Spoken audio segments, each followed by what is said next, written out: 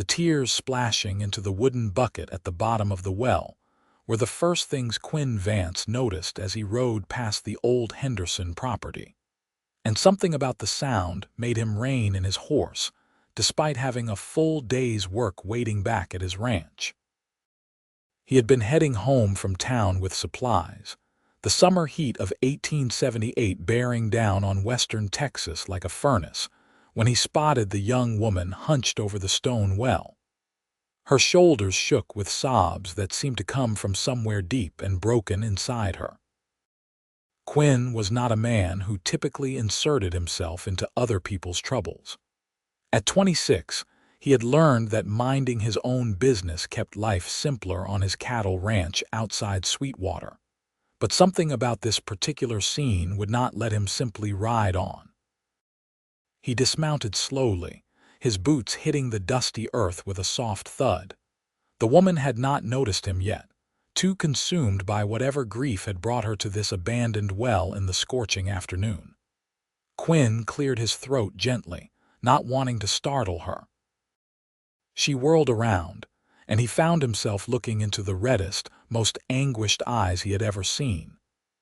She was young, perhaps 20 or 21, with dark auburn hair falling loose from its pins and a simple gray dress that had seen better days. Her face was striking even through the tears, with high cheekbones and a full mouth now trembling with emotion. "I apologize for intruding," Quinn said, removing his hat in a gesture of respect. "But I could not help noticing you seemed distressed. Is there something I can do to help?" The woman stared at him for a long moment, her chest still heaving with suppressed sobs. Then, as if the simple question had broken through some final barrier, she sank down onto the edge of the well and covered her face with her hands. "I have nowhere to go," she said, her voice muffled behind her palms. "Absolutely nowhere in this entire world." Quinn stood there, hat in hand, uncertain of what to do next. He was not accustomed to dealing with crying women. His mother had passed when he was young, and he had never courted anyone seriously enough to navigate such emotional waters. But the rawness of her despair touched something in him.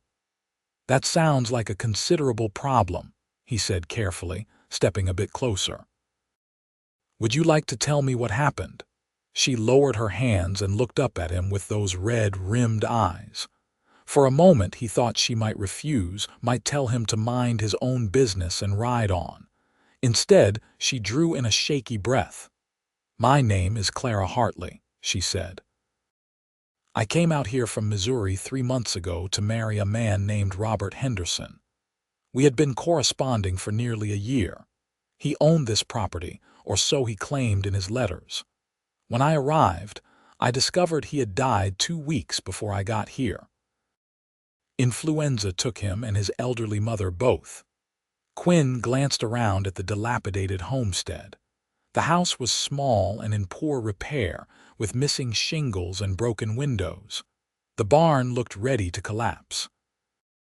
"I am sorry for your loss," he said, though he suspected from her tone that she had not known Henderson well enough to truly mourn him. Clara shook her head. "I never even met him. The loss I grieve is my own foolishness. I sold everything I owned in Missouri to come out here. My father passed 2 years ago, and my older brother inherited the family home. He made it clear I was no longer welcome once he married. I thought becoming a mail-order bride was my only option." She laughed bitterly. "Now I discover it was not an option at all, merely a postponement of my predicament." "You have no other family?" Quinn asked. "None who would take me in. My brother's wife despises me, claims I am too headstrong and would be a poor influence on any children they might have." Clara stood up, brushing dust from her skirt in a gesture that seemed more about dignity than cleanliness. "The bank in town informed me yesterday that Henderson died owing money on this property. They are taking possession next week. I have been living here on borrowed time, it seems." Quinn studied her for a moment. Despite her tears and obvious distress, There was a strength in the set of her shoulders, a determination in her jaw. She was not the type to give up easily, he suspected, which made her current desperation all the more profound. "What will you do?" he asked. "I honestly do not know. I have been applying for positions in town, but there is little available for a respectable woman. The saloon owner offered me work, but I know what kind of work he meant, and I would rather starve." Her voice caught. "I came out here today because this was my last hope, and I needed to say goodbye to the dream I had built in my mind, foolish as it was." Quinn found himself asking a question before he had fully thought it through. "Can you cook?" Clara blinked at him, surprised by the apparent change of subject. "Yes, of course. I can cook, clean, so manage household accounts. My mother trained me well before she passed." "Can you handle living on a working cattle ranch? It is not an easy life and it can be isolated." She stared at him, and he could see understanding beginning to dawn in her eyes. "Are you offering me employment, Mr. Vance, Quinn Vance? And yes, I suppose I am." He turned his hat in his hands, suddenly feeling awkward. "My ranch is about 5 miles south of here. I have been managing on my own for 3 years since my father died, but I will admit the house has suffered from my neglect. I can offer room and board and a modest salary in exchange for cooking and housekeeping. There is a separate room off the kitchen that would be yours. It is not large, but it is private and secure." Clara stood very still, and he could see her weighing the offer, looking for the trap she clearly expected to find. "And what would you expect in return, Mr. Vance? Beyond cooking and cleaning, I mean." He met her gaze directly. "Nothing beyond what I stated. I am offering honest employment, Miss Hartley, not proposing anything improper. You would have your own space, and I give you my word as a gentleman that your privacy would be respected." She studied his face for a long moment, and Quinn found himself hoping she could see the sincerity there. He was not entirely sure why he was making this offer to a complete stranger. It certainly complicated his previously simple existence. But the thought of leaving her here, alone and desperate, sitting at an abandoned well crying into a bucket, was something he found he could not do. "I accept," Clara said finally, lifting her chin with renewed determination. "When would you like me to start? Can you be ready to leave now?" "I have a wagon in town where I left my supplies. We could collect your belongings and head to the ranch before dark." Clara glanced back at the rundown house. "I do not have much. Everything I own fits in 2 carpetbags. I can be ready in 10 minutes." True to her word, Clara emerged from the house a short time later carrying 2 worn bags. Quinn helped her up onto his horse, mounting behind her, and they rode into Sweetwater together. The town was small but growing, with a main street that boasted a general store, a bank, a hotel, a church, and the inevitable saloon. People turned to stare as they passed, and Quinn could practically hear the gossip starting already. A rancher riding into town with a strange woman was bound to set tongues wagging. He stopped at the livery where he had left his wagon and helped Clara down. "Wait here. I will be just a moment." The wagon was already loaded with the supplies he had purchased earlier: flour, sugar, coffee, and various other necessities. He paid the livery owner and climbed up onto the seat, then offered his hand to help Clara up beside him. The ride out to his ranch took about 40 minutes. Quinn found himself acutely aware of her presence beside him, the way she sat with her back straight despite her obvious exhaustion, the way her eyes took in the landscape with interest rather than despair. She did not attempt to make conversation, and he appreciated that. Small talk had never been his strength. The ranch came into view as they crested a small rise. It was not the largest spread in the area, but it was respectable, with about 200 head of cattle grazing on decent grassland. The house was a sturdy two-story structure built from local timber and stone. His father had constructed it to last, and it showed in the solid craftsmanship. The barn and outbuildings were well maintained, in stark contrast to the Henderson property.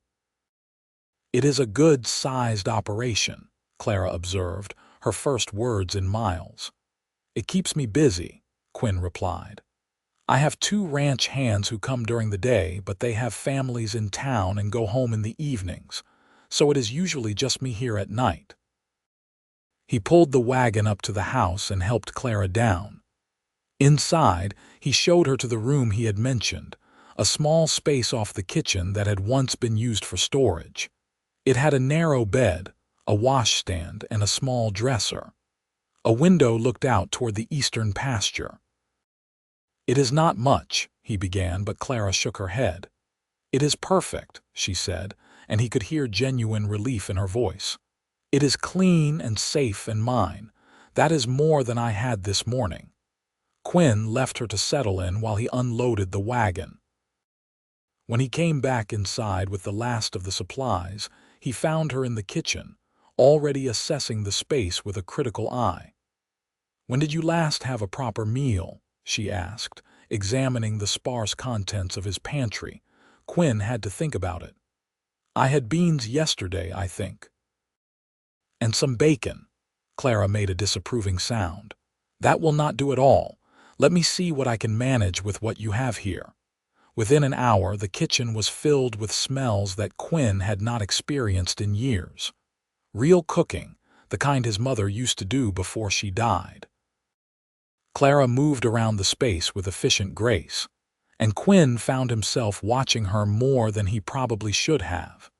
They ate dinner at the kitchen table as the sun began to set outside the window. Clara had managed to create a decent stew from the supplies on hand, along with fresh biscuits that nearly made Quinn groan with pleasure at the first bite. "This is exceptional," he said, reaching for a third biscuit. A small smile touched Clara's lips, the first he had seen from her. "It is nothing special, just simple fare, but I am glad you are enjoying it." They ate in companionable silence for a while before Clara spoke again. "Why did you help me today, Mr. Vance? You do not know me. I could be anyone, a thief or worse." Quinn considered the question as he finished his stew. "I suppose because you reminded me that sometimes people need help, and it is a poor excuse for a man who will not offer it when he can. My mother used to say that kindness costs nothing but means everything. I had not thought of that in years until I saw you at that well." Clara looked down at her plate. "Your kindness today likely saved my life. I do not say that lightly. I was very close to doing something desperate." The weight of that statement hung in the air between them. Quinn felt his chest tighten at the thought of what might have happened if he had simply ridden past. "I am glad I stopped then," he said quietly. Over the following days, a routine developed. Quinn rose before dawn to begin his work on the ranch, and Clara had coffee and breakfast ready when he came in from the first round of morning chores. She threw herself into transforming the house, cleaning with a thoroughness that revealed just how much he had let things slide. The windows began to shine, the floors lost their layer of grime, and the curtains that had been closed for years were washed and opened to let in light. His ranch hands, 2 brothers named Tom and Jesse Porter, were initially suspicious of Clara's presence. Quinn took them aside on her second day there and explained the situation bluntly. She was his housekeeper, nothing more, and he expected them to treat her with respect. They nodded their understanding, though he caught them exchanging knowing looks when they thought he was not watching. Clara proved to be more than just a capable housekeeper. She noticed when the chickens in the coop were not laying well and suggested changes to their feed that improved production. She reorganized the pantry in a way that made more sense, and she began keeping meticulous household accounts that showed Quinn exactly where his money was going. "You have been overpaying for flour." she informed him one evening, showing him her ledger. The general store in town charges 20% more than what you could get if you bought in bulk from the supplier in San Angelo. If you purchased a large quantity every few months, you would save considerably. Quinn studied the numbers she had written out. "How do you know about the supplier in San Angelo?" I asked around. "The grocer's wife mentioned it when I was in town yesterday." She looked up at him. "I hope you do not mind. I took the wagon in to get a few things we needed, and I thought I should make conversation, try to get to know the area better." "Of course I do not mind. This is good work, Clara. I never paid much attention to these details." A flush of pleasure colored her cheeks at the compliment. "I like to be useful." It was true, Quinn realized. In the 2 weeks since Clara had come to the ranch, she had made herself indispensable. But more than that, she had brought life back to a place that had been merely functional. There were fresh flowers on the kitchen table now, and the smell of bread baking often filled the house. In the evenings after supper, she sometimes sat in the main room with Mending while he reviewed ranch business. They did not always talk, but the silence was comfortable, companionable. Quinn found himself looking forward to meal times, to the conversations they shared. Clara was well-read and intelligent, with strong opinions on everything from politics to philosophy. She challenged his assumptions and made him think in ways he had not in years. She also had a sharp sense of humor that caught him off guard sometimes, making him laugh when he least expected it. One evening, about 3 weeks after Clara's arrival, they were sitting on the porch after supper, watching the sun paint the sky in shades of orange and pink. It had become a habit, these quiet moments at the end of the day. "I need to ask you something," Clara said, her voice tentative. Quinn turned to look at her. "What is it? Why have you never married? You have a successful ranch, you are." She paused, seeming to search for words. "Well, you are not unpleasant to look at, and you are clearly a decent man. I would think women would have been interested." Quinn was quiet for a moment, surprised by the directness of her question. "I suppose I have been too busy building this place. After my father died, all my energy went into keeping the ranch going. There was not time for courting." "That seems a lonely way to live," Clara observed. "It was," Quinn admitted. "I did not realize how much until you arrived. Having someone to talk to at the end of the day, having the house feel like a home again rather than just a place to sleep between work, it has made me see what I was missing." Clara drew her shawl tighter around her shoulders as a breeze picked up. "I understand that feeling. In my brother's house, I was always alone even when surrounded by people. No one wanted to talk to me, to know what I thought or felt. I was just an inconvenience they tolerated." "You are not an inconvenience here," Quinn said, and he meant it with an intensity that surprised him. "You are the best thing that has happened to this ranch in a long time." She turned to look at him, and in the fading light her eyes seemed to glow. "Thank you, Quinn. You have no idea what it means to hear that." It was the first time she had used his given name, and the sound of it on her lips did something strange to his heart. He found himself noticing details he had tried not to pay attention to before. The way her hair caught the light, the grace of her movements, the sound of her laugh. He realized with some alarm, becoming attached to Clara Hartley in ways that went beyond employer and employee. The next Sunday, Clara asked if she could attend church services in town. Quinn offered to take her in the wagon, and she accepted. He had not been to church much since his father's funeral, but he found himself wanting to go with her. The small church in Sweetwater was already filling up when they arrived. Quinn helped Clara down from the wagon, and they walked in together. The whispers started immediately. Quinn could feel eyes on them from every direction, could practically hear the speculation. He kept his expression neutral and guided Clara to a pew near the middle. After the service, several women approached Clara, their curiosity barely disguised as friendliness. Mrs. Abernathy, the banker's wife and the closest thing Sweetwater had to high society, looked Clara up and down with obvious assessment. "Miss Hartley, is it? I understand you are keeping house for Mr. Vance now." "That is correct," Clara replied, her voice pleasant but reserved. "How modern, Mrs. Abernathy said, the word dripping with implied criticism. "A young, unmarried woman living alone with a bachelor rancher. I am sure that must raise some concerns about propriety." Quinn felt his jaw tighten, but before he could speak, Clara smiled sweetly. "Not at all, Mrs. Abernathy. Mr. Vance has been nothing but a perfect gentleman. I have my own separate quarters, and our relationship is strictly professional. Unless you are suggesting that he is not a man of honor, I would hate to think you were impugning his character with such implications." Mrs. Abernathy's face reddened. "I meant no such thing, of course.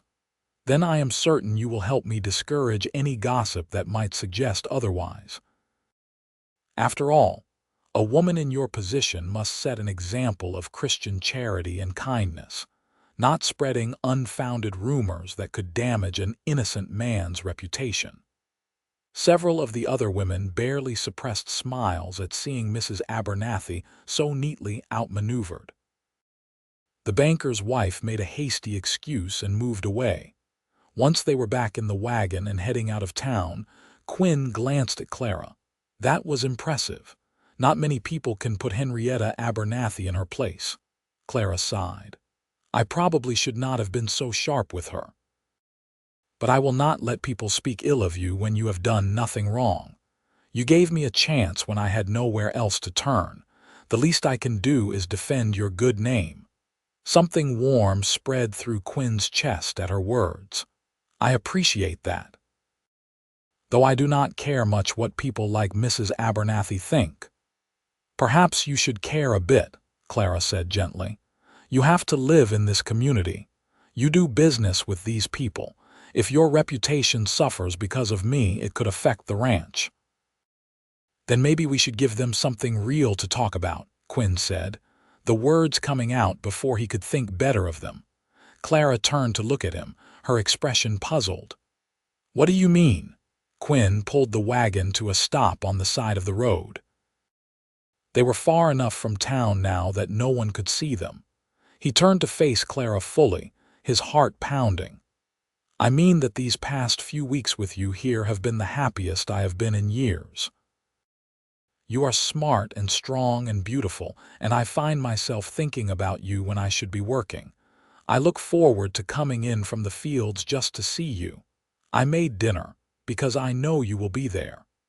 He took a breath. "What I am trying to say, badly I know, is that I would like to court you properly, if you would be amenable to that." Clara stared at him, her eyes wide. "Quinn, I do not know what to say. I never expected. I thought you saw me as just your housekeeper. Is that how you see yourself?" "As just my housekeeper." She looked down at her hands, folded in her lap. "No," she admitted quietly. "I have tried to see it that way, tried to keep my feelings strictly professional, but I have failed rather spectacularly. I have come to care for you a great deal. When you smile at something I have cooked, or when we talk in the evenings, or when you worry about the cattle, I feel." She paused, searching for words. "I feel like I have found something I did not even know I was looking for." Quinn reached out and gently tilted her chin up so she was looking at him again. "Then let me court you, Clara. Let us see where this leads. People will talk even more than they already are," she warned. "Let them talk. I do not care about gossip, I care about you." A smile slowly spread across Clara's face, transforming it with joy.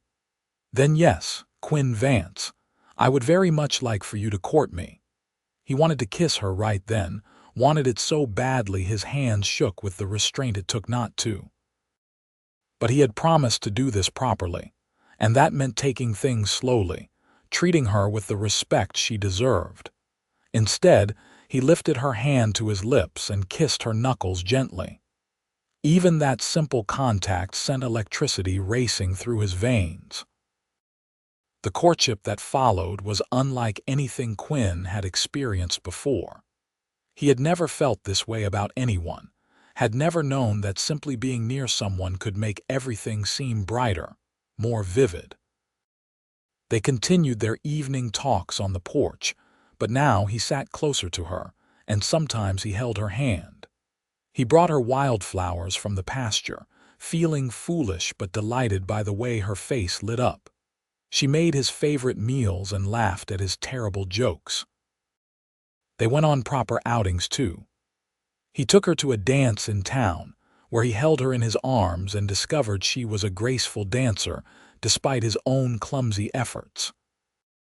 They went on picnics by the creek that ran through his property, spending lazy Sunday afternoons talking about everything and nothing. Quinn learned more about her past, about the loneliness of growing up feeling unwanted by her own family, about her dreams of having a home and family of her own someday. She learned about his childhood, about his father's harsh but ultimately loving approach to raising him, about the weight of responsibility he had carried alone for so long. "You do not have to carry it alone anymore," Clara told him one evening as they sat by the creek, her head resting on his shoulder. "I am here now. Let me help shoulder the burden." Quinn pressed a kiss to the top of her head, breathing in the scent of her hair. "You already do more than you know." But their happiness was not without complications. Tom Porter, one of his ranch hands, came to him one morning with concerning news. "There has been some cattle rustling in the area, boss. The Crawford Ranch lost about 20 head last week, and I heard the Reynolds place was hit too. Might want to keep an extra eye on the herd." Quinn nodded grimly. Cattle rustling was a persistent problem in this part of Texas, and it could devastate a ranch if the thieves got bold enough. That night, he told Clara about the situation over supper. "I am going to start sleeping in the barn for a while, keep watch over the cattle at night." Clara frowned. "Is that safe? If there are dangerous men out there, should you not report this to the sheriff?" "Sheriff Dawson knows about it, but Sweetwater does not have the resources to post guards on every ranch in the county. We have to protect our own property." He reached across the table and took her hand. "Do not worry. I am a good shot and I will be careful." "I do worry, though," Clara said softly. "I have only just found you. I do not want to lose you to some outlaw's bullet." "You will not lose me," Quinn promised. "I have too much to live for now." He kept his word about being careful, but the nightly vigils were exhausting. For 2 weeks, he barely slept, dozing fitfully in the barn with his rifle across his knees. Clara brought him coffee and food, her concern evident in every worried glance. Then one night he heard it, the sound of horses moving quietly through the darkness, the low voices of men trying to be stealthy. Quinn's hands tightened on his rifle as he peered out from his position in the barn loft. There were 4 of them, cutting cattle from the main herd with practiced efficiency. Quinn took careful aim and fired a warning shot over their heads. "That is far enough," he called out. "Leave the cattle and ride out and nobody gets hurt." Instead of fleeing, the rustlers returned fire. Bullets slammed into the barn wall near Quinn's head, and he ducked back, his heart racing. This was more serious than he had anticipated. These men were willing to kill to take his cattle. The gunfight lasted only a few minutes but felt like hours. Quinn managed to wound one of the rustlers, and that seemed to break their nerve. They abandoned their attempt and rode off into the darkness, leaving behind the cattle they had cut out. Quinn was checking to make sure they were truly gone when he heard a sound that stopped his heart. Clara's voice, calling his name from the house. He ran toward the house, fear clutching at his chest. If they had circled back, if they had gone after Clara. But she was safe, standing on the porch with a lamp in one hand and a shotgun in the other. She lowered the gun when she saw him and rushed down the steps. "Quinn, are you hurt? I heard the shooting." He caught her in his arms, holding her tight against him. "I am fine. They are gone." Then he pulled back, looking at the shotgun. "You know how to use that." "My father taught me," Clara said.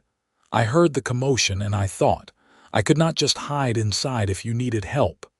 Quinn found himself falling even more deeply in love with this brave, fierce woman.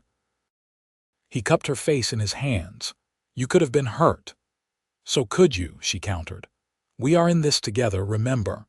Looking into her eyes in the lamplight, Quinn could not hold back any longer. He kissed her, pouring all his fear and relief and love into it. Clara kissed him back with equal fervor, her arms wrapping around his neck. When they finally broke apart, both breathing hard, Quinn rested his forehead against hers. "I love you, Clara Hartley. I think I have loved you since I saw you crying at that well, though I was too much of a fool to recognize it immediately." "I love you too," Clara whispered. "So very much." "Marry me," Quinn said, the words tumbling out. "I know we have not been courting long, and I know I should probably ask more romantically, but I cannot wait. I want you as my wife, my partner in all things. Will you marry me, Clara?" Tears spilled down Clara's cheeks, but these were tears of joy. "Yes, Quinn. Yes, I will marry you."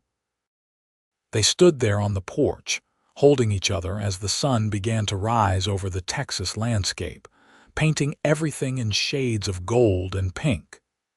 It had been less than 2 months since that day at the well, but it felt like Clara had always been meant to be here, in his arms, in his life. The next morning, Quinn rode into town and spoke to the sheriff about the attempted rustling. Sheriff Dawson organized a posse to hunt down the gang, and within a week, they had been captured. The wounded rustler Quinn had shot had led them right to the gang's hideout, eager to make a deal. With that threat resolved, Quinn and Clara could focus on planning their wedding. Clara wanted something simple, just a small ceremony at the church with a few friends. Quinn would have married her in a barn if that was what she wanted, but he was glad to give her a proper wedding. Mrs. Abernathy, to her credit, seemed to have softened her stance once the engagement was announced. She even helped Clara shop for fabric to make a wedding dress, offering the services of the town's best seamstress. "I may have misjudged the situation," Mrs. Abernathy admitted to Clara during one of these shopping trips.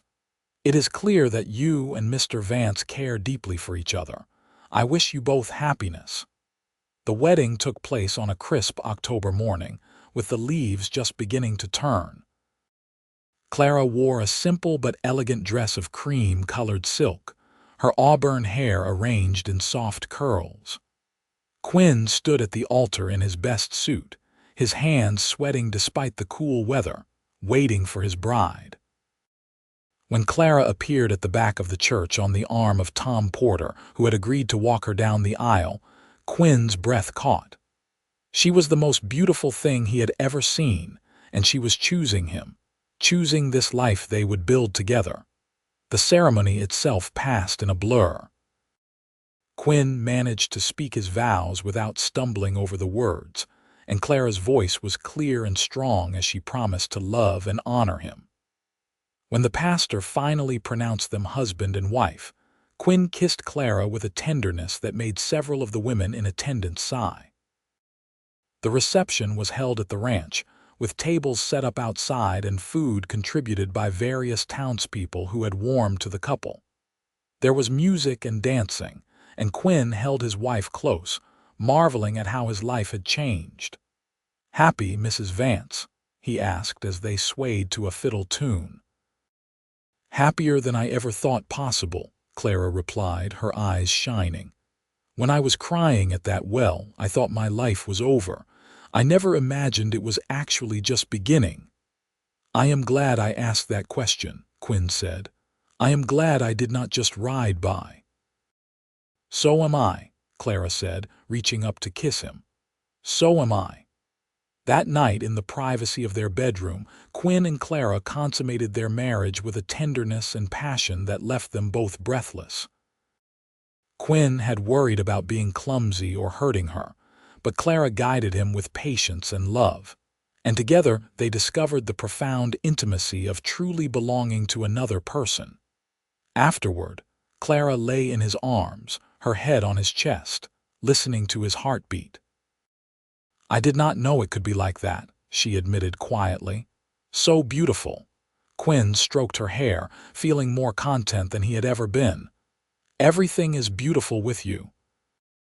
As autumn turned to winter and then to spring, Clara and Quinn settled into married life with the ease of two people who had been made for each other. Clara continued to manage the household with impressive efficiency, but now she also took a more active role in the ranch operations. She had a head for numbers and helped Quinn make strategic decisions about buying and selling cattle. She also proved to be an excellent horsewoman once Quinn taught her to ride properly. She would sometimes accompany him when he checked on the herd, the two of them riding side by side across the Texas landscape, talking about their plans for expanding the ranch, for building a future together. In late spring, Clara began to feel unwell in the mornings. At first, she dismissed it as something she had eaten, but when it persisted for more than a week, the truth became obvious. She told Quinn one evening after supper, her hands trembling slightly with nervousness despite her joy. "I am with child, Quinn. We are going to have a baby." Quinn stared at her for a moment, the words not quite registering. Then a grin spread across his face, wide and joyful. He swept Clara up in his arms and spun her around, making her laugh. "We are going to be parents," he said, setting her down gently and immediately looking worried. "Should I have done that? Did I hurt you? Should you be sitting down?" Clara laughed, cupping his face in her hands. "I am pregnant, not made of glass. But yes, we are going to be parents. How do you feel about that?" "Terrified," Quinn admitted, "and happier than I have ever been." "When?" "I think sometime in late December or early January, based on my calculations." Quinn placed his hand gently on her still flat stomach, his expression full of wonder. "Our child." The pregnancy progressed smoothly, though Clara found the summer heat particularly challenging. Quinn hovered over her constantly, insisting she rest more, taking over tasks she usually handled. Clara bore his fussing with patient amusement, knowing it came from a place of love.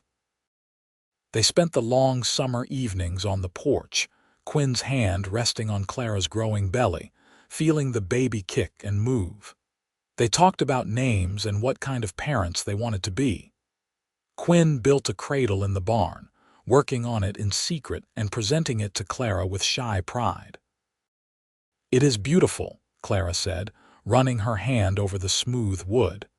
"Our baby will be so lucky to have you as a father." As December approached and Clara's time drew near, Quinn became increasingly anxious. He had arranged for the doctor from town to be on call, and he made sure Clara had everything she might need.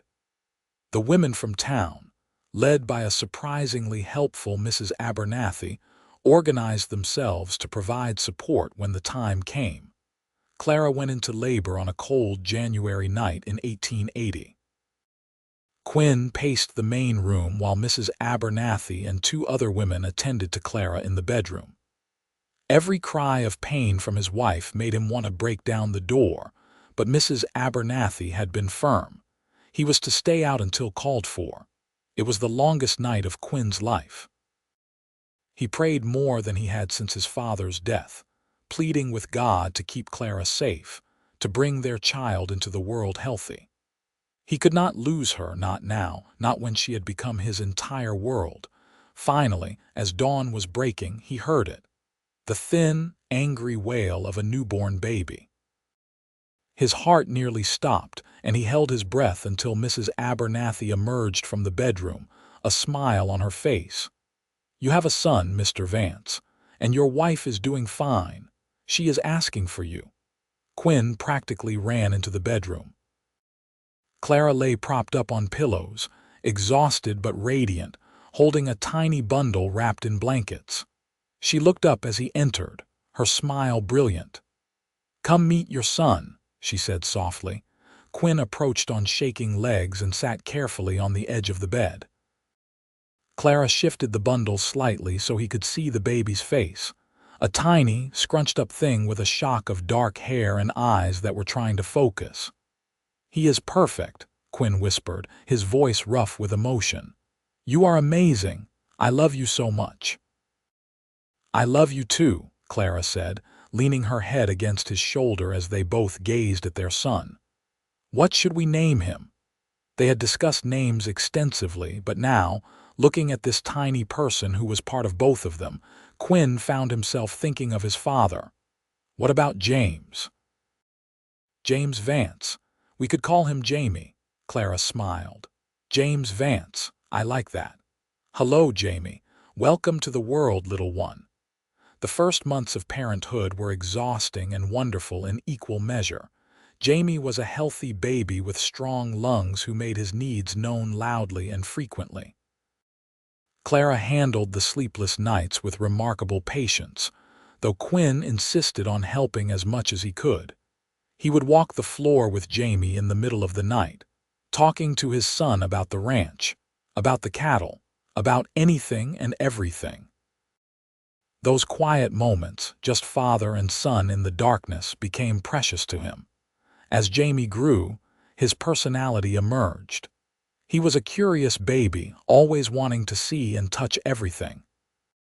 Clara laughed that he had his father's determination, the way he would focus so intently on whatever had captured his attention. Life on the ranch settled into a new rhythm. Clara managed to balance motherhood with her other responsibilities, though Quinn hired a young woman from town to help with some of the heavier housework. The ranch continued to prosper, and Quinn made good on his plans to expand, buying additional land and increasing the size of the herd. On Jamie's first birthday, they hosted a celebration at the ranch. Friends from town came, and even Clara's brother made a surprise appearance with his wife and children. He had written several months earlier, apologizing for his past treatment of Clara and asking if they might reconcile. Clara, with her generous heart, had agreed to try, watching Clara interact with her brother, seeing her laugh and smile without the old hurt in her eyes. Quinn felt grateful all over again for the path that had brought them together. She had come so far from the desperate, crying woman at the well. They both had. That night, after the guests had left and Jamie was asleep in his cradle, Quinn and Clara sat on the porch in their usual spot. It was a mild January evening, unusually warm for the time of year. "Do you ever think about that day at the Henderson place?" Quinn asked, his arm around Clara's shoulders. "Sometimes," Clara said. "It feels like another lifetime ago. I was so lost, so certain that my life was over." "I almost did not stop," Quinn admitted. "I almost just rode past because I did not want to get involved in someone else's troubles." Clara turned to look at him in the moonlight. "But you did stop. You asked if you could help, and that simple question changed everything." "It changed both our futures," Quinn agreed. "I was just existing before you came into my life. Now I am truly living." "We both are," Clara said, snuggling closer to him. "We built this together, this life, this family, and it is more than I ever dreamed of having." They sat in comfortable silence for a while, listening to the sounds of the night, cattle lowing in the distance, an owl hooting somewhere in the darkness, the gentle creak of the porch swing. "I want more," Clara said suddenly. Quinn looked at her, puzzled. "More what? More children?" "More years with you. More of this life we have built. I want to fill this house with love and laughter. I want to grow old with you, Quinn Vance, and watch our children grow and have children of their own." Quinn smiled, his heart full to bursting. "That sounds perfect to me." As if to validate their plans, Clara discovered she was pregnant again that spring. This pregnancy was harder than the first, with more sickness and discomfort, but Clara bore it with the same strength she brought to everything. Their second child, a daughter they named Sarah after Quinn's mother, arrived on a bright October morning in 1881. Where Jamie had been loud and demanding, Sarah was a quiet, observant baby who seemed content to watch the world around her with wide, serious eyes. Clara said she had Quinn's contemplative nature, while Jamie had inherited her more outgoing personality. The ranch continued to grow and prosper. Quinn's careful management and Clara's financial acumen turned the operation into one of the most successful in the county. They were able to hire additional help, build new outbuildings, and even expand the house to accommodate their growing family. 2 years after Sarah's birth, another son arrived, whom they named Thomas after Quinn's father. And 3 years after that, their youngest daughter, Grace, completed their family. The house that had once been silent and empty was now filled with the sounds of children. Laughter and arguments, tears and triumphs, the constant motion of young lives being lived with enthusiasm. Clara thrived as a mother, somehow managing 4 energetic children, the household, and her involvement in the ranch operations with grace and humor. Quinn often found himself pausing in his work to simply watch his family. Clara teaching Sarah to bake bread in the kitchen, Jamie helping with the cattle under Tom Porter's supervision, Thomas and Grace playing in the yard. These moments of simple domestic happiness were more valuable to him than any amount of money or success. As the children grew, Quinn made sure to teach each of them about ranching, about responsibility and hard work. But he also, following Clara's example, made sure they knew they were loved unconditionally. He had seen what Clara's childhood had been like, starved for affection and acceptance, and he was determined that his children would never doubt their place in their parents' hearts. The years passed with the steady rhythm of ranch life. Spring brandings, summer cattle drives, fall preparations for winter, and the quiet months when the family drew closer together around the fire. There were challenges, of course. Droughts that tested their resources, economic downturns that required careful planning to weather, the normal illnesses and accidents that were part of life in rural Texas. But through it all, Quinn and Clara faced everything together, their love deepening with each passing year. They still took their evening walks when weather permitted, still sat on the porch talking about everything and nothing. The physical passion between them never faded, but it was complemented now by a profound friendship and partnership that made them truly one unit. On their 10th wedding anniversary, Quinn surprised Clara with a trip to San Antonio. It was the first time they had been away from the ranch and children overnight since Jamie's birth, and Clara was initially reluctant to leave. "The children will be fine," Quinn assured her. "Tom and his wife are staying at the house, and Mrs. Abernathy volunteered to check in daily. We deserve a few days to ourselves." San Antonio was larger and more cosmopolitan than anything Clara had seen since leaving Missouri. Quinn booked them a room at the finest hotel and took her to restaurants and shows. They walked along the river and visited the old mission, and for a few days, they were simply Quinn and Clara, not parents or ranchers, just 2 people in love. On their last evening in the city, they had dinner at an elegant restaurant. Over dessert, Quinn reached across the table and took Clara's hand. "I want to thank you," he said. Clara looked puzzled. "For what?" "For saying yes when I asked if you needed help. For taking a chance on me. For building this life with me. 10 years ago, I was alone and did not even realize how lonely I was. Now I have everything I could ever want. A wife I love more than I can express, 4 beautiful children, a home filled with joy. You gave me all of that. Tears glistened in Clara's eyes. You gave me just as much, Quinn. You saved me that day at the well in every way a person can be saved. You gave me a home, a family, a purpose. You made me believe I was worthy of love. I thank God every day that you did not just ride past. I thank God I stopped, Quinn said.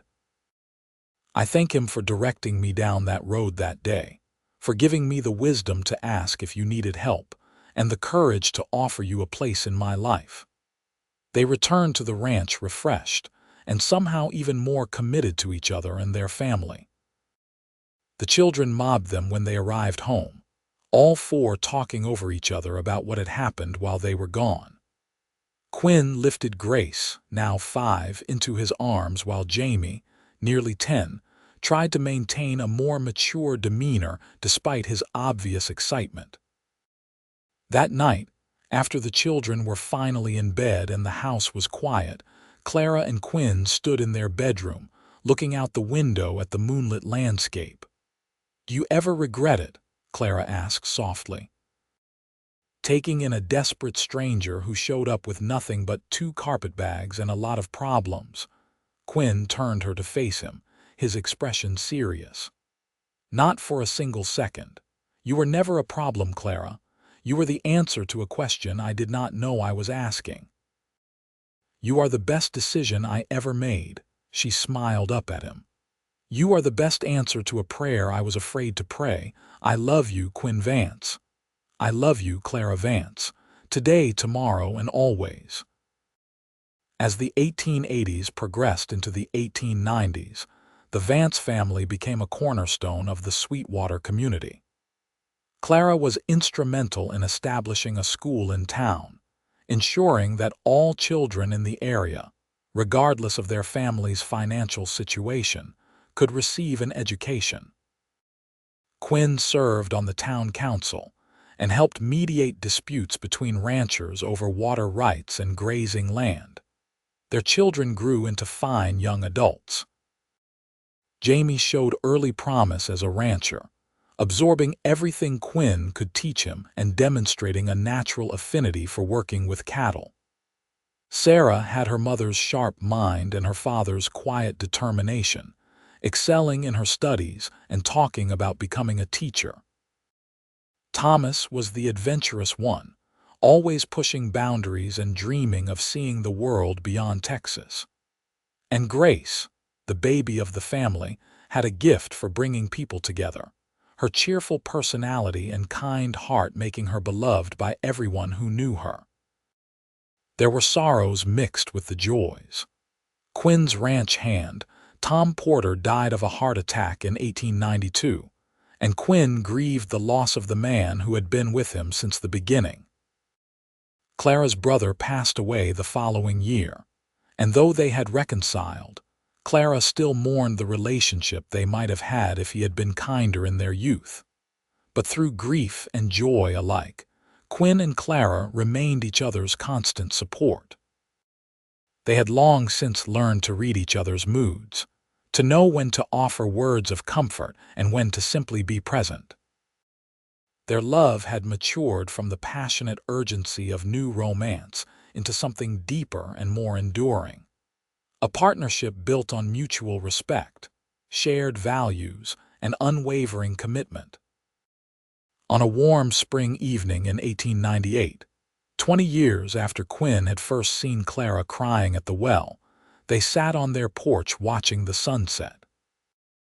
The children were all grown now, Jamie at 20, managing much of the day-to-day ranch operations, Sarah at 17, preparing to attend a teaching college in the fall, Thomas at 15, already talking about joining the cavalry, and Grace at 13, still their baby though she would hate to hear it. 20 years, Clara said, breaking the comfortable silence. "Can you believe it has been 20 years since you found me at that well?" Quinn reached over and took her hand, lacing their fingers together. There was silver in Clara's auburn hair now, and lines around her eyes, but to him, she was as beautiful as the day he first saw her. "Best 20 years of my life," he said. Though I am looking forward to the next 20 just as much. Clara smiled, squeezing his hand. We have been so blessed, Quinn. 4 healthy children, a successful ranch, good friends, a community we love. Sometimes I think about that desperate, crying girl at the well, and I can hardly believe she was me. She was you, Quinn said gently, but she was also just the beginning of you. You have become so much more than you ever imagined you could be. We both have, Clara said. We grew together, built this life together. That is the real blessing, not just finding love, but building something lasting with it. As the sun dipped below the horizon, painting the Texas sky in brilliant shades of orange and purple, their youngest daughter Grace came out onto the porch. Mama, Papa, supper is ready. Sarah and I made your favorite, pot roast with all the vegetables from the garden. Quinn and Clara stood, still holding hands, and followed their daughter inside. The dining room table was crowded with their children, all talking and laughing, passing dishes and teasing each other in the way of families who are comfortable together. Quinn looked around the table at these people he loved, this family he and Clara had created, and felt a profound sense of gratitude. His life could have been so different. If he had not stopped that day, if he had simply ridden past the Henderson place and ignored the sound of someone crying, he would have missed all of this. After supper, as had become tradition, they all moved to the porch and yard to enjoy the evening. Jamie was talking to Quinn about possibly buying additional land to the west. Sarah was reading aloud from a book of poetry while Grace listened with rapt attention. Thomas was sketching in his notebook, trying to capture the last light of day. Clara came to stand beside Quinn, and he automatically put his arm around her waist, pulling her close. "This is everything I never knew I wanted," Clara said softly, so only he could hear. "Thank you for asking if you could help that day. Thank you for seeing me when I was at my lowest and offering me hope." "Thank you for being brave enough to accept," Quinn replied. "Thank you for building this life with me, for giving me these children, for being my partner in everything. I cannot imagine my life without you in it." They stood together as the stars began to emerge in the darkening sky, surrounded by their children, on land they had worked together to make prosper. The journey from that desperate day at the well to this moment of perfect contentment had not always been easy, but it had been worth every challenge, every struggle. 20 years earlier, Quinn Vance had asked a simple question: "Is there something I can do to help?" That question, born of compassion and basic human decency, had changed the course of 2 lives. It had created a family, built a home, and woven 2 lonely souls into a partnership that would endure for the rest of their days. As the evening deepened and the family gradually drifted inside, Quinn and Clara remained on the porch, reluctant to let go of the peace of the moment. They sat on the swing Quinn had built years ago, moving gently back and forth, Clara's head on his shoulder. "Do you think our story will matter to anyone beyond us?" Clara asked, her voice drowsy in content. Quinn considered the question. "I think every act of kindness matters, even if we never see the full ripple effects. I think showing our children that love means choosing someone every day, through good times and bad, that matters. I think building something lasting in a world that often values only the temporary, that matters too."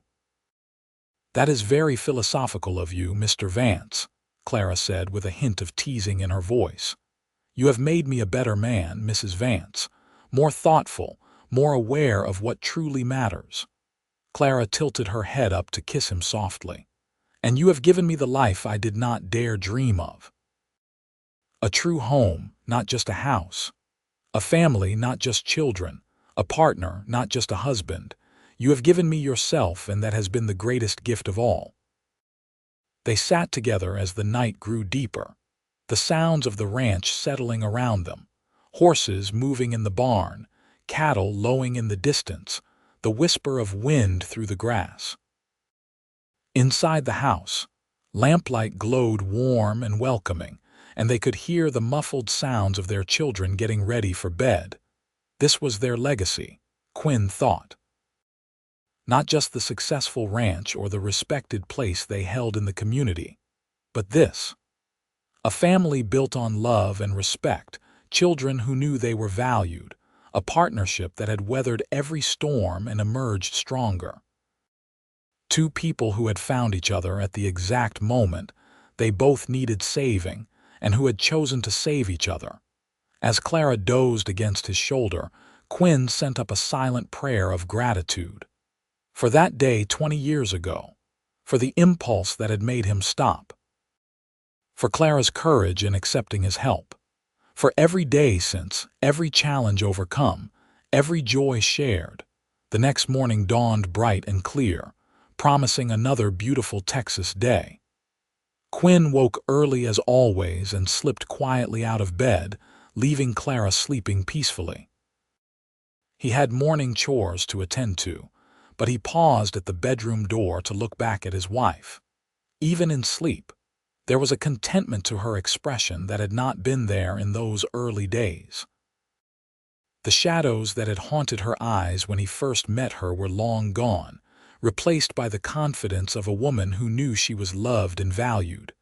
Out in the barn, Jamie was already at work, mucking out stalls. He looked up when his father entered and grinned. "Morning, Pa. I was thinking we should check the fence line in the south pasture today. I noticed some posts looking loose yesterday." "Good eye," Quinn said, grabbing a pitchfork to help. "We will head out after breakfast." Working alongside his son, Quinn was struck by how much Jamie had grown. He was a man now, fully capable of running the ranch on his own if needed. The thought gave Quinn a sense of satisfaction. He had built something that would last beyond him, something his children could carry forward. Back in the house, Clara was up and preparing breakfast. The kitchen smelled of coffee and bacon, and she was humming softly to herself as she worked. Quinn came up behind her and kissed her cheek. "Good morning, beautiful." Clara turned and smiled at him. "Good morning yourself. I trust the barn has not collapsed overnight, still standing." "Jamie spotted some fence repairs we need to make, so we will be riding out after we eat." By the time breakfast was ready, the whole family had gathered around the table. It was these moments Quinn treasured most. All of them together, starting the day as a unit before scattering to their various tasks and pursuits. As the years continued to pass, the Vance family evolved but remained close. Jamie eventually married a local girl named Elizabeth, and they built a house on the northern section of the ranch property. Sarah did become a teacher, running the very school her mother had helped establish. Thomas surprised everyone by not joining the cavalry after all, instead studying engineering and helping bring modern innovations to ranching in the area. Grace married a young lawyer who moved to Sweetwater to practice, and they settled in town. Quinn and Clara became grandparents multiple times over, their house once again filling with the sounds of children, though now they were visitors rather than permanent residents. Clara spoiled her grandchildren shamelessly, and Quinn built them toys in his workshop and taught them to ride as he had taught their parents. On their 30th anniversary, the entire family gathered at the ranch for a celebration. Children and grandchildren filled every room, and the noise and chaos were wonderful. A photographer from San Angelo came to take a family portrait, and they all assembled on the front porch, 3 generations of Vances. Looking at that photograph later, Quinn marveled at what had grown from that one moment of compassion 30 years earlier. If someone had told him that day at the well that stopping to help a crying woman would lead to all of this, he would have thought them mad.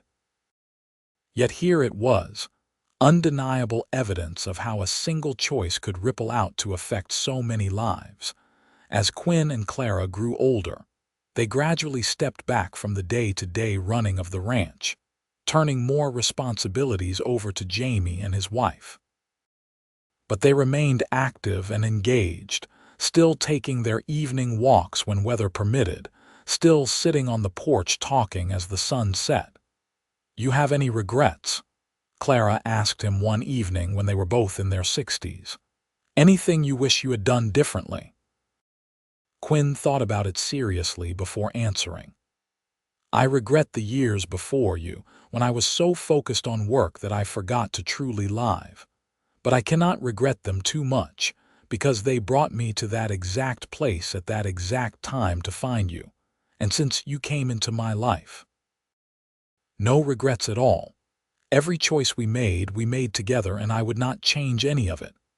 Clara nodded, satisfied with his answer. "I feel the same.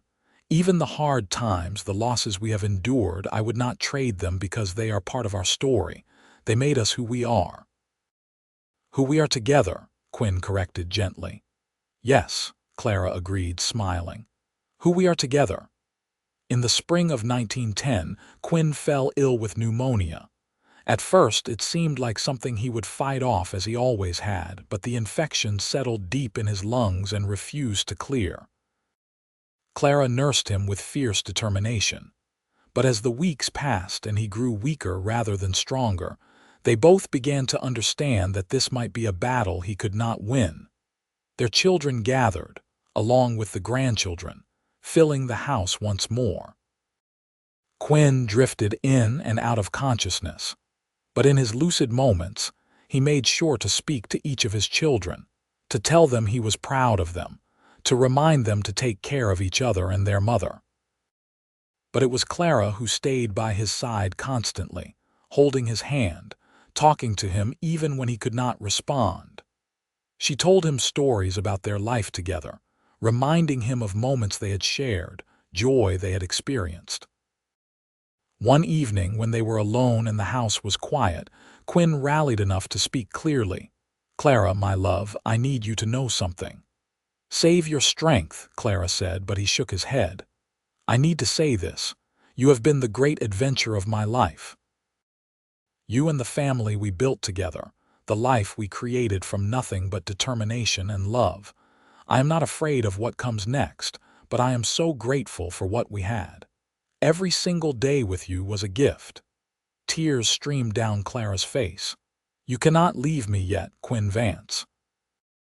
We still have years left, plans to make, grandchildren to spoil." "I know you will do that wonderfully without me," Quinn said, his breathing labored. "You are the strongest person I have ever known. You will grieve, I know, but you will also continue.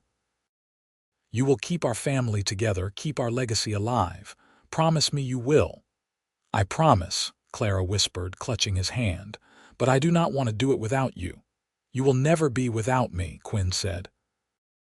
"I will always be with you, in every sunset we watched together, in every corner of this ranch we built, in our children and their children. We are woven together, you and I.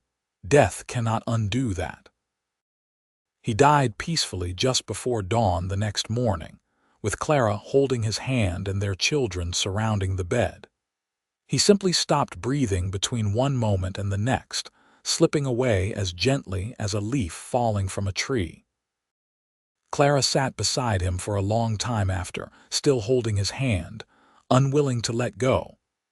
When she finally did, it was Jamie who helped her stand, who held her as she wept for the man who had been her partner for 32 years. The funeral was large, attended by people from all over the county. Quinn Vance had been respected and liked, known for his fairness in business and his devotion to his family. But it was Clara's eulogy that everyone remembered. She stood at the front of the church, her voice steady despite her grief, and told their story. She spoke of a desperate young woman crying at a well and a rancher who could have ridden past, but chose to stop. She talked about a simple question that changed both their futures, about how one act of compassion had created a legacy that would endure through generations. "My husband taught me that kindness is never wasted," Clara said. "That choosing to help, choosing to love, choosing to build rather than destroy, these are the things that matter. He gave me a home when I had none, a family when I was alone, love when I believed I was unlovable. And in return, I gave him my whole heart, gladly and without reservation. Our years together were the greatest blessing of my life, and I will carry his memory with me until we meet again." There was not a dry eye in the church when she finished. Clara lived for another 12 years after Quinn's death. She remained active and engaged with her family, watching her grandchildren grow and even meeting several great-grandchildren before she passed. She never remarried, often saying that she had been blessed with one great love, and that was enough for any lifetime. She spent her final years living with Jamie and his family on the ranch, still sharp-minded and active despite her age. On warm evenings, she could often be found sitting on the porch, the same porch where she and Quinn had spent so many hours together, looking out over the land they had built into something lasting. One of her granddaughters, a curious 14-year-old, asked her once if she ever got lonely without Grandpa Quinn. Clara had smiled and shook her head. "I miss him every day, child, but lonely? No. He is still here, in every board of this house we built, in every story we share about him, in the values he instilled in this family. And I know I will see him again when my time comes. That knowledge sustains me." In the spring of 1922, Clara died peacefully in her sleep at the age of 64. She was buried next to Quinn on a hill overlooking the ranch, just as she had requested. The headstones were simple, bearing their names and dates, but at Clara's request, there was also a plaque placed between them with an inscription she had written herself. "Here lie Quinn and Clara Vance." He asked if he could help. She said yes. Together they built a legacy of love that endures beyond death. The ranch remained in the family for generations, each new generation adding to it while maintaining the values Quinn and Clara had established. The story of how Quinn and Clara met became family legend, told and retold to children and grandchildren, a reminder that small acts of kindness can change the world in ways we never imagine. The old well on the Henderson property, where Clara had once cried in desperation, eventually dried up and was filled in. But before it was, one of Clara's grandsons placed a marker there, a simple stone with words carved into it.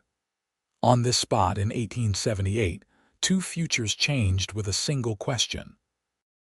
May we all have the courage to stop and ask if we can help, and the courage to say yes when help is offered. And so the legacy of that one moment continued, rippling out through time, touching lives that Quinn and Clara would never know but had influenced nonetheless. Their love story became more than just their own.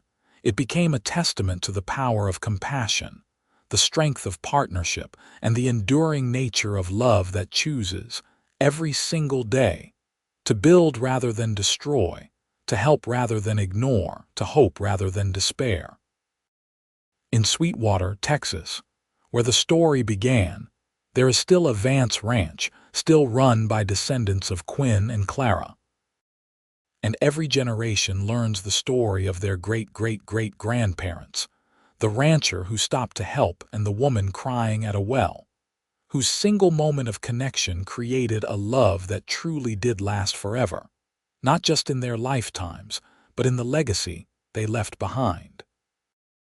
The story of Quinn and Clara Vance reminds us all that our choices matter, that kindness is never wasted, and that true love, built on mutual respect and unwavering commitment, can create something that transcends even death itself.